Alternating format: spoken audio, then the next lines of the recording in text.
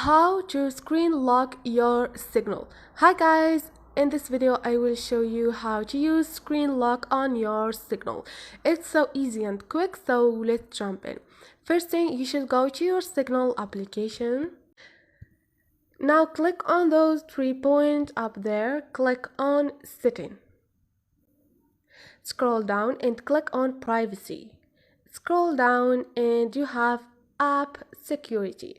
Screen lock locks single access with Android screen lock or fingerprint. Click on it and turn it on. And this is it.